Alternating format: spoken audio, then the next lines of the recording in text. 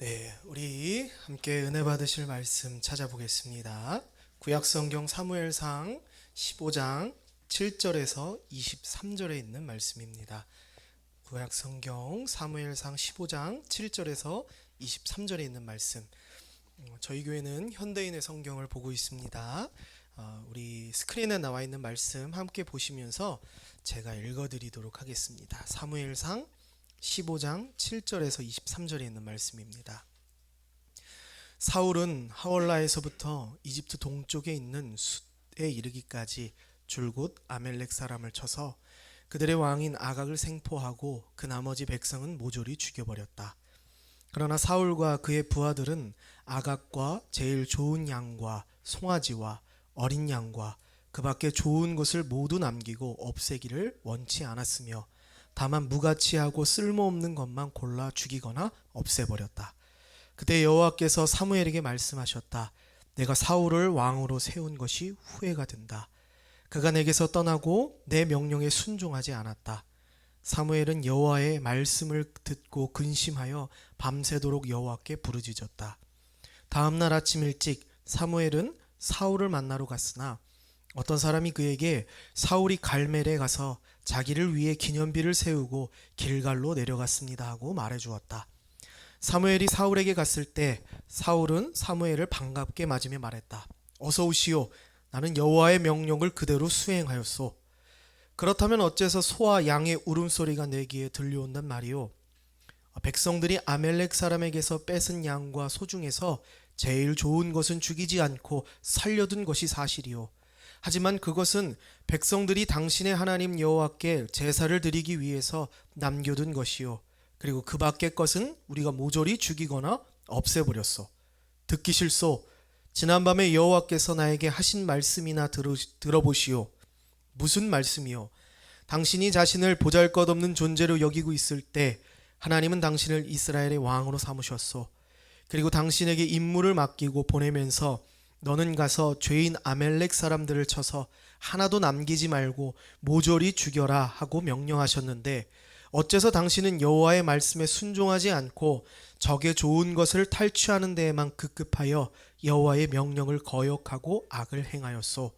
하지만 나는 여호와의 말씀에 순종하였소. 나는 여호와께서 나에게 말씀하신 대로 하여 아말렉 왕 아각을 끌어왔고 그 나머지 사람들은 모조리 죽여버렸소. 그러나 백성들이 길갈에서 당신의 하나님 여호와께 제사를 드리겠다고 그들이 뺏은 양과 소 중에서 제일 좋은 것을 제물로 달라고 요구하기에 내가 그것을 허락했을 뿐이요. 여호와께서 번제와 그 밖의 제사를 드리는 것을 순종하는 것보다 더 좋아하시겠소?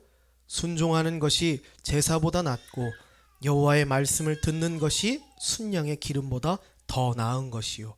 이것은 거역하는 것이 마술의 죄와 같고 완고한 고집은 우상 숭배와 다를 바 없기 때문이요. 당신이 여호와의 말씀을 버렸으므로 여호와께서도 당신을 버려 왕이 되지 못하게 할 것이요. 아멘. 오늘 이 말씀을 가지고 순종, 당신은 행복하십니까? 라는 제목으로 여러분들과 함께 은혜를 나누는 시간 갖기를 소망합니다. 사람들은요, 각자 자기마다 중요하게 생각하는 또는 마음 먹는 그런 포인트들이 있습니다. 그래서 우리는요, 똑같은 것을 보고도요, 각자가 다 느낀 바를 다르게 말하고요. 또 똑같이 대화를 해도요, 각자가 그곳에서 감동되는 바가 다른 것을 느끼는 것을 우리는 알 수 있습니다. 왜 이렇게 각자가 다 다른 포인트를 가지고 있을까요? 이것은요, 우리가 살아오면서 경험했던 것들이 다르고요, 마주한 상황들이 다 다르기 때문입니다. 그래서 우리는 그 경험들과 마주한 상황들을 통해서 나만의 독특한 가치관을 형성하죠. 그래서 우리는 똑같은 걸 봐도요, 다 다르게 얘기하고, 똑같은 걸 먹어도 맛있다는 사람이 있고 맛없다는 사람이 있고, 교회에서도요, 제가 목사가 이거 하자 그러면 반은 좋아하고요, 반은 싫어합니다. 그래서 그러면 안 하고 이제 안 할게요 그러면 또 반은 좋아하고 반은 싫어합니다. 우린 다 각자 이렇게 포인트가 다 있어요. 그렇다고 모든 사람들이 다 각자가 느끼는 바가 다 다른 건 아닙니다. 우리 다 일치하는 부분이 있어요. 예를 들면 뭐 사회적으로 합의된 바나 또는 인간의 본능적인 영역은 우리 다 같이 그 포인트를 느낍니다. 뭐 예를 들면 이런 것이죠. 어려움을 당하는 사람을 만나면 돕고자 하는 마음들이 우리 다 같이 생기죠. 배에서 꼬르륵 소리가 나면 그 배고프다, 뭘 먹어야겠다라고 생각하는 것이 당연한 것이겠죠. 이렇게 우리는 살아가면서 어떤 포인트, 우리 안에 있는 어떤 포인트들을 가지고 살아간다라는 것입니다. 한번 좀 더 와닿게 한번 설명을 해볼게요. 한번 넘겨주시죠. 결혼을 했다 또는 여자친구가 있다라고 하는 분들. 자, 이제 연인이 커피숍을 지나가는데요. 여자가 그렇게 얘기하는 거예요. 오빠, 저기 커피 맛있겠다. 자, 이 얘기 무슨 얘기인지 이제 해석을 할 줄 알아야 됩니다. 남자들은. 그죠? 이게 무슨 얘기예요? 지연자매 무슨 얘기예요, 이게? 그죠? 이 커피 먹고 싶다. 여기 들어가고 싶다. 그거죠? 자, 여기서 우리 그렇겠네 하고 지나가면 절대로 안 된다. 헤어져야 돼요. 그렇게 극단적으로. 자, 여러분, 여기서 여자가 원하는 포인트가 있습니다. 남자들은 어떤 포인트에 있냐면요, 말하는 그 딕션 그대로 받아들여요. 그래서 여기 커피 맛있겠다 그러면 그런가 보네 하고 가는 게 남자들의 포인트입니다. 근데 여자들의 포인트는 뭐예요? 저기 커피 맛있겠다 그러면 나 저거 사줘. 나 오빠랑 저기 가서 커피 마시고 싶어. 이게 여자들의 포인트라는 것이죠. 한 번 더 넘겨주시면요, 지난 우리 몇 주 전에요, 주방 공사를 했습니다. 신반장님이라는 분이 오셔서 공사를 했는데요. 당일날에 이제 저기 같이 일하시는 분 한 분을 더 데려오셨더라고요. 이제 형님 하면서 이렇게 어시스트 하시는 분이 이렇게 와주셨어요. 그래서 공사를 진행하는데요. 그러시더라고요. 저 주방에서 막 혼자 막 낑낑대면서 막 하시면서 어시스트 하시는 분이 여기 밖에 정리하고 있었습니다. 근데 안에 있는 분이 신반장님이 형님 그거 좀 주세요 라고 하니까 이 형님이 공구 안에 엄청 많거든요. 근데 거기서 뭘 딱 꺼내가지고 갖다 주는데 그게 맞는 거더라고요.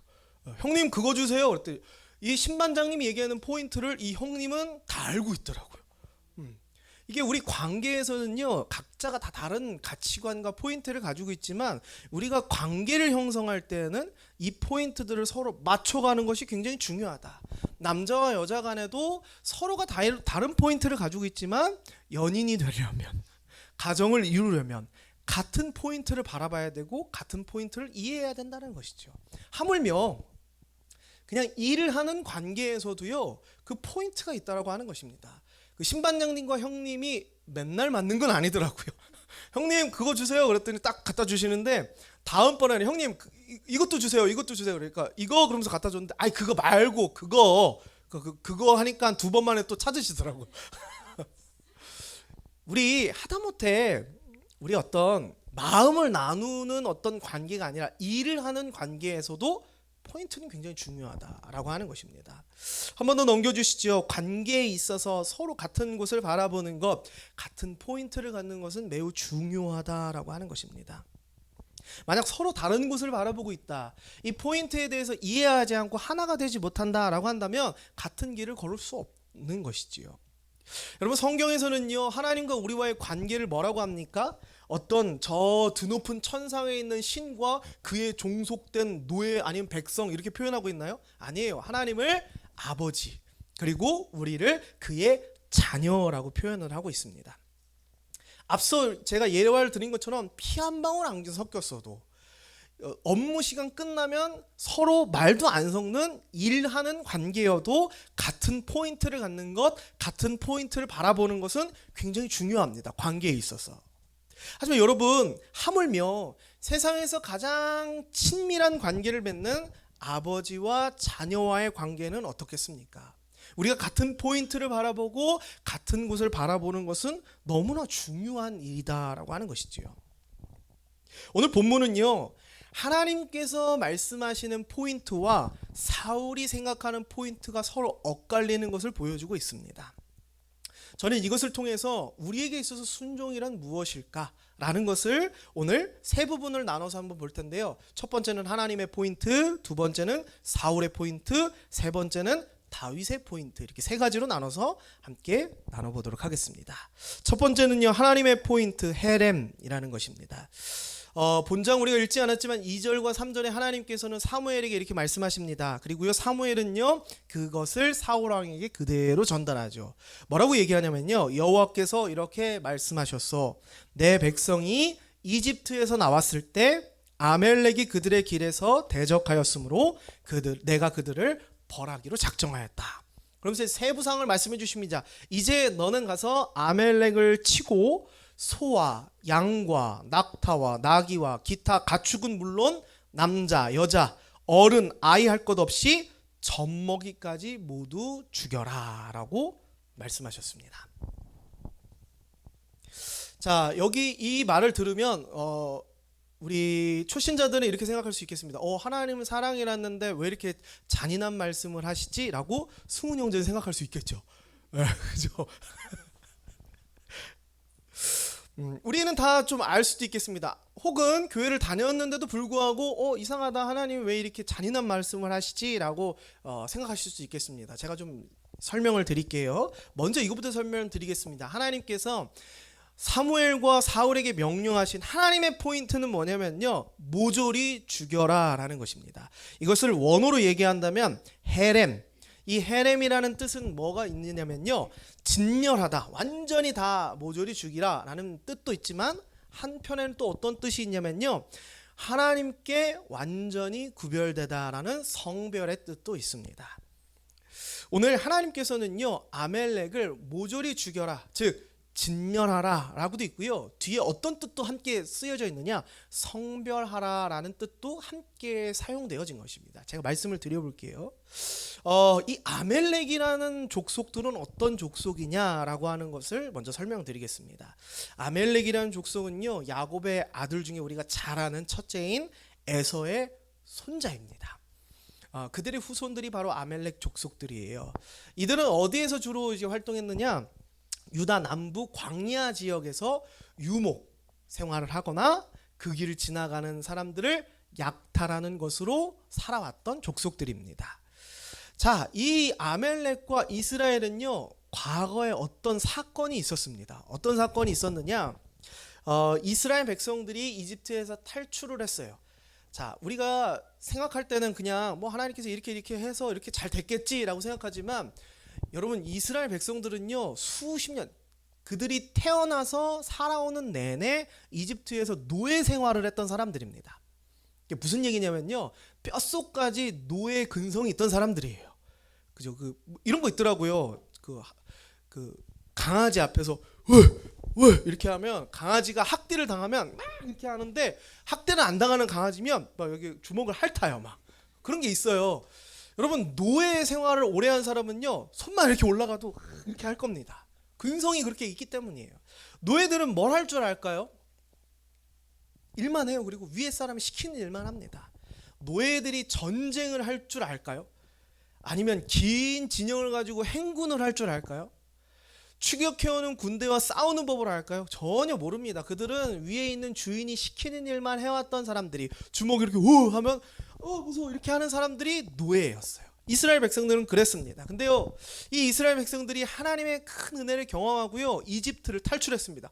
홍해바다를 건너왔어요. 애굽의 그 군대들을 다 물리치고 건너왔습니다. 그들은 너무 피곤했어요. 너무 지쳤습니다. 싸울 줄도 몰라요. 그리고 한 가지 더, 그들의 진영이 한 10명 우리끼리 가는 소풍처럼 그렇게 가는 게 아니라 수백만 명이 긴 진영을 가지고 행군을 하고 있는 겁니다.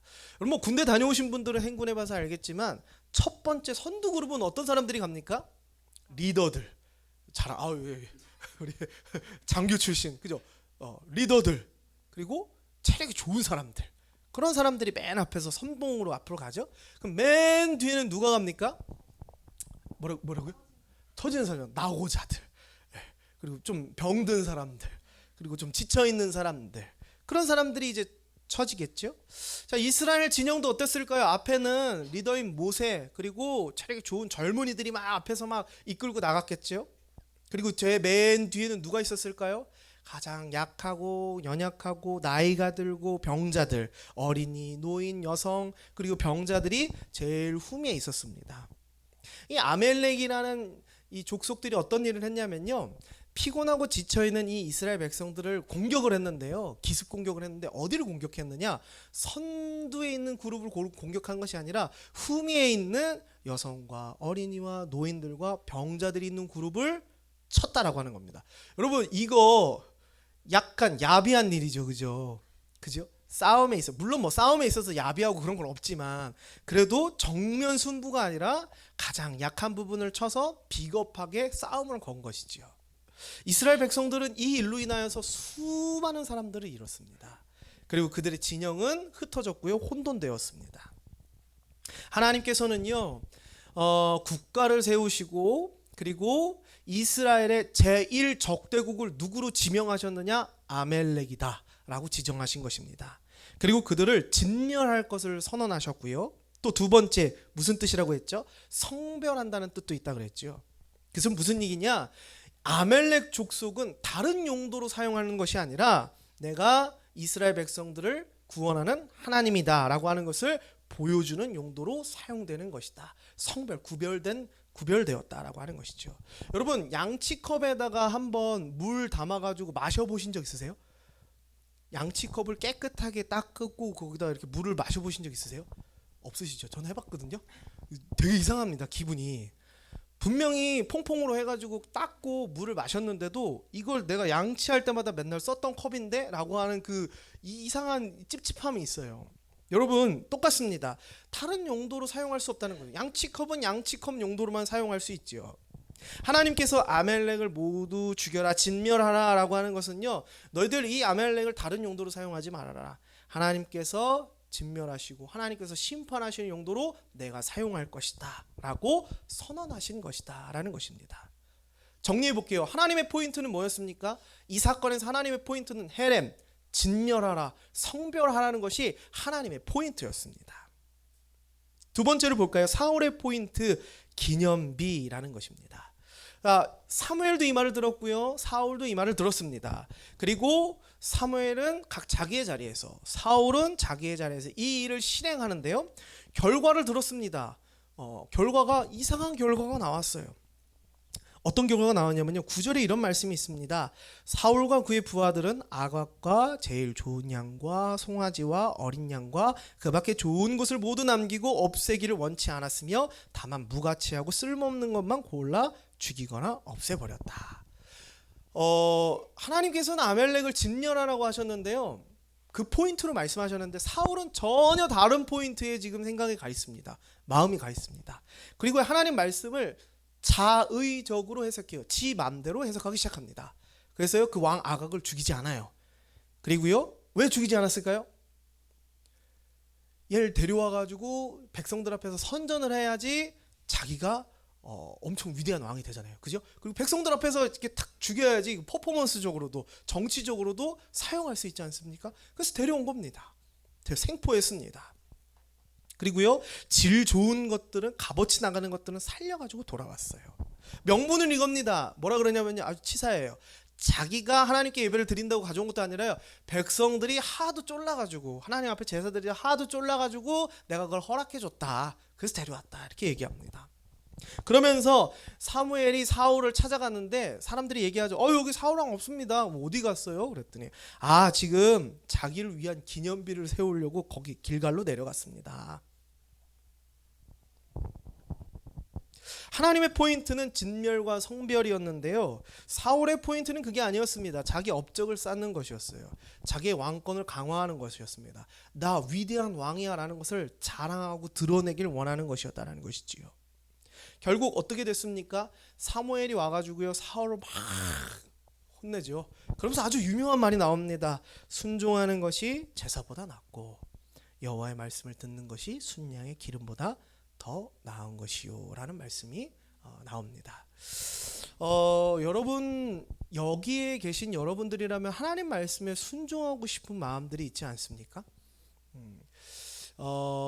하나님 말씀에 순종하려고 하는데 우리는 순종이 잘 안 될 때가 많죠. 매주 예배를 드리고 따로 내가 하나님 말씀을 읽기도 하고 찬양을 하기도 하고 기도를 하기도 하고 선행과 구제를 하기도 하는데 순종하는 것이 참 마음처럼 쉽지가 않다라고 하는 것입니다. 오늘 이 하나님의 포인트와 사울의 포인트를 보면서 순종은 어떤 사람이 할 수 있는가를 생각해 보길 소망합니다. 먼저 이걸 보길 원합니다. 사울은 왜 순종하지 못했을까? 그리고 왜 우리는 하나님 말씀에 순종하지 못할까? 저는 두 가지 이유를 꼽을 수 있겠습니다. 사울을 보면서 본다면요, 첫 번째는 뭐냐면요, 넘겨주시면 첫 번째는 우리가 안 듣기 때문입니다. 역대하의 마지막에 이런 말씀이 있습니다. 그의 사자들을 보내 그들이 계속 경고하였다. 그러나 그들은 하나님의 사자들을 조롱하고 그의 말씀을 멸시하며 그의 예언자들을 비웃었다라는 말씀이 있습니다. 이게 무슨 말입니까? 하나님께서 구약의 이 전 시대 가운데 선지자들과 예언자들을 계속해서 이스라엘 백성들에게 보냈다라고 하는 것이에요. 근데 이들이 듣지 않았다라고 하는 것이죠. 요즘 하나를 키우면서 이렇게 합니다. 우리 하나는요 24시간 놀고 싶은 아이예요. 그래서 하루 종일 놀고요. 밖에서 하원하고 친구들과 3시간 동안 공원에서 킥보드를 타고 간식을 먹고 모래장난을 하고 놀다가 집에 들어와서 씻자라고 하면 억울해서 우는 아이가 저 아이입니다. 8시가 돼서 하나야 이제 자자 그럼 막 대성통곡을 해요. 그래서 왜 울어? 그러면 나 조금밖에 못 놀았잖아. 그러면 하나야 내일도 있어. 너는 하는 일이 노는 거잖아. 너 내일도 놀면 되지. 그때 막 억울해 그러면서 막 울어요. 그런 아이입니다. 제가 집에 들어오면 꼭 하는 일이 있어요. 집에 들어오면 아무리 놀고 싶어도 네 마음이 아무리 놀고 싶은 포인트에 가 있어도 해야 할 게 있어. 밖에 나갔다 들어오면 손 씻어야 돼. 옷 갈아입어야 돼. 그 얘기를 합니다. 근데 요즘 어떠는 줄 아십니까? 요즘 6살들이 어떠냐면요. 얘기를 해도요. 듣지도 않아. 대답도 안 해. 대답도 안 해. 듣지도 않고 자기 뭐 저 앵무새 선물 받았거든요. 앵무새랑 막 얘기하고 있고 막 하나야 밖에 갔다 왔으면 손 씻고 옷 갈아입어야지. 옛날 같으면 네라고 하고 딴짓했는데 요즘은 듣지도 않고 대답도 안 해요. 네 이러고 뭐 놀고 있어요. 그럼 제가 이제 이렇게 하죠. 김하나 이렇게 딱 부릅니다. 풀네임을 부르면 이제 갑자기 탁 네. 하나야 아빠가 뭐 하라 그랬어? 그럼 안 들었으니까 모르죠. 모르는데요. 아빠가 밖에 갔다 오면 손 씻고 옷부터 갈아입으라 그랬어. 그리고서 마음껏 놀아. 그럼 네 알겠습니다. 그러고서 이제 가요. 요즘 그런 일들이 좀 자주 반복이 됩니다. 뭐 할 때도 안 들어요. 안 들어. 자기 하고 싶은 게 너무 많아가지고 아빠가 뭘 얘기해도 듣지도 않고 그 일에 집중하고 있는 모습을 보인다라고 하는 것이죠. 여러분 우리도 마찬가지입니다. 우리가 왜 순종하기 어려울까요? 그 이유 첫 번째는요. 듣지 않아서입니다. 사울왕도 마찬가지입니다. 왜 순종하지 못했을까요? 하나님께서는요 사무엘에게도 말씀하셨고요 사울에게도 똑같이 말씀했습니다. 근데 왜 한 사람은 하나님 말씀을 정확히 그 포인트를 알아들었는데 왜 사울은 전혀 다른 포인트로 반응을 했을까요? 첫 번째 이유는 듣지 않아서입니다. 여러분 우리의 중심이 다른 곳에 있을 때 우리는요 하나님 말씀을 듣지 못하죠. 저희 교회도 종종 좀 급한 분들이 계십니다. 목사님 이거 필요하지 않습니까? 목사님 이거 좀 해야 되지 않나요? 목사님 이렇게 해야 되지 않을까요? 그러면 제가 좀 천천히 이렇게 이제 합니다. 본질은 그거예요. 여러분 여기 있는 스피커 바꾸고 인테리어 바꾸고 뭐 바꾸면 복음 듣고 사람들이 변화되나요? 구원이 있습니까? 죄 사함이 있나요? 없습니다. 여러분 여기에 뭐라 그럴까요? 외국 우리 전 세계에 가장 유명한 엘리베이션 워십이 여기 와가지고 탁 찬양을 한다 해봅시다. 그러면 여기에 구원받는 사람들이 막 넘쳐나고 회개가 일어나고 막 교회가 세워지고 일어나요? 아니에요. 그건 아닙니다. 여러분 세상에 가장 좋은 것 갖다 놔도요 내 자녀도 하나 바꾸지 못하고요 내 옆에 있는 배우자도 하나 바꾸지 못하는 게 우리의 연약함이고 우리의 부족함이고 한계입니다. 그래서 우리는요 종종 조급해요. 교회뿐만 아니라 우리의 삶에도 종종 조급하죠. 마치 이게 신기루처럼 사라져버릴 것 같고 물거품이 될 것만 같습니다. 그래서 우리 마음은 늘 심플하지 못합니다. 여러 가지로 가득 차 있어요. 자녀 걱정, 남편 아내 걱정, 직업 걱정, 학업 걱정, 연애 걱정, 결혼 걱정, 내 사업 걱정 이런 것들로 가득 차 있다는 것이죠. 그래서 우리는 늘 조급하고 늘 실망하고 넘어질 때가 있다는 것이죠.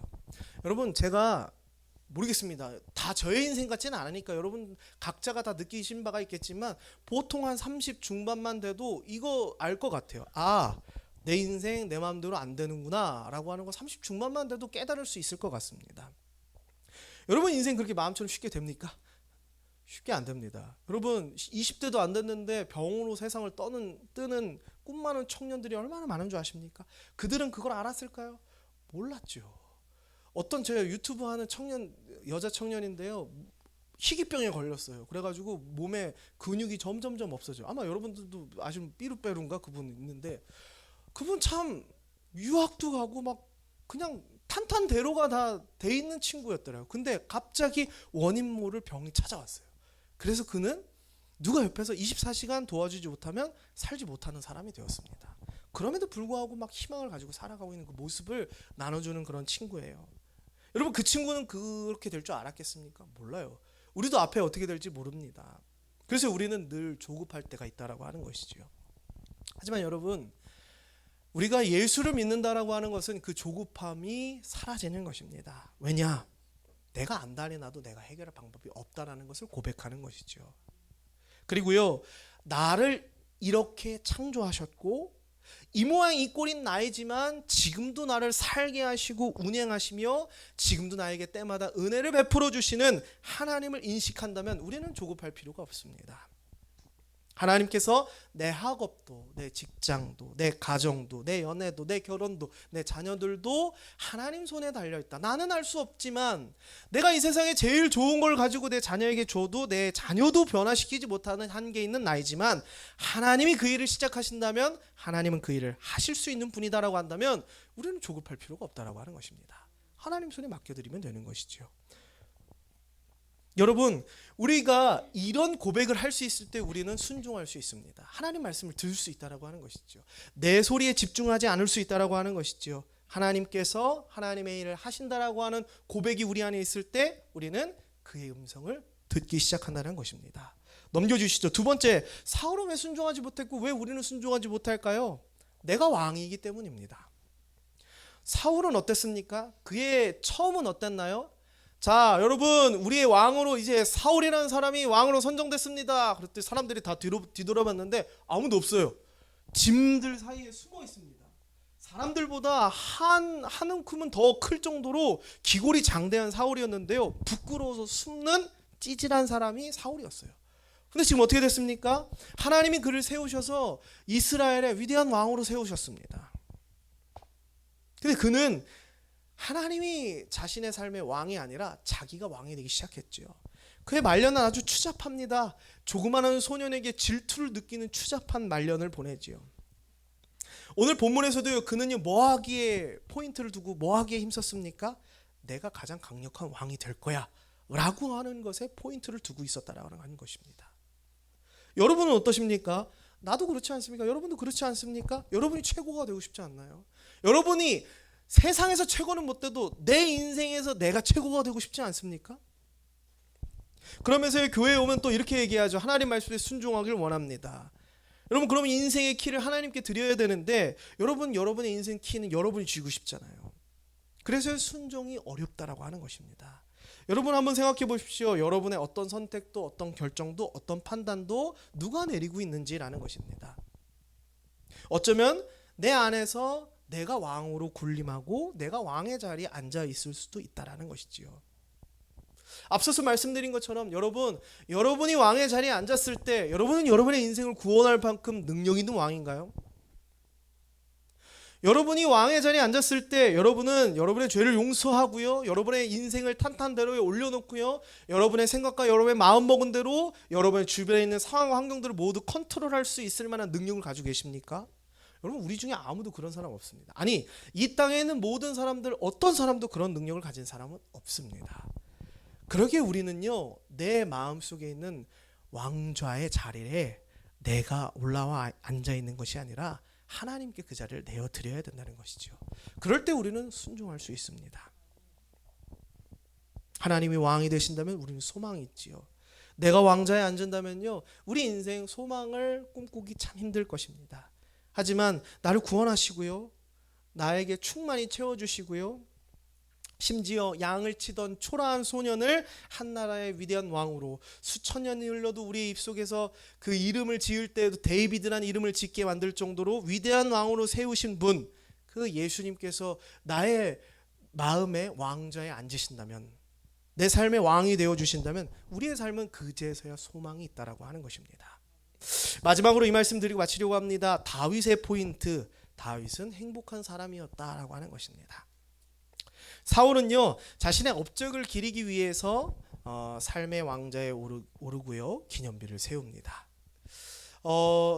이런 찬양 가사를 혹시 들어보신 적 있으십니까? 전쟁은 하나님께 속한 것이니. 이게 어디에서 나온 성경 구절인지 아세요? 다윗이 골리앗과 싸울 때 물맷돌을 가지고 저기에는 완전 풀 장착한 그 2, 3m가 되는 그 거인과 싸우러 가는 물맷돌을 가진 17세의 소년이 전쟁은 하나님께 속한 것이니 그러면서 던졌다라고 하는 것입니다. 여러분, 다윗은요 실제로도 찬양을 참 많이 썼습니다. 그리고요 찬양하다가 왕인 자신이 옷이 벗겨지는 것도 모르고 하나님을 찬양할 정도로 찬양에 진심인 사람이었습니다. 어떻게 다윗은요 순종하는 왕이었고요, 어떻게 다윗은 그렇게 하나님을 찬양할 수 있었을까요? 넘겨주시면 그는 안 넘겨주셔야 됩니다. 그는 어떤 사람입니까? 하나님을 사랑하는 것이 행복한 사람이었습니다. 무슨 말이냐면요, 하나님 말씀에 순종할 수 있는 사람은요 하나님을 사랑해야만 하는 사람이 아니라 하나님 사랑하는 것이 행복한 사람이 순종할 수 있다라는 것입니다. 어떤 사람이 그러더라고요. 어떤 여자분이요, 저는 남자가 꽃을 사오는 걸 너무 좋아합니다. 왜 좋아해요? 그랬더니 이렇게 얘기하더라고요.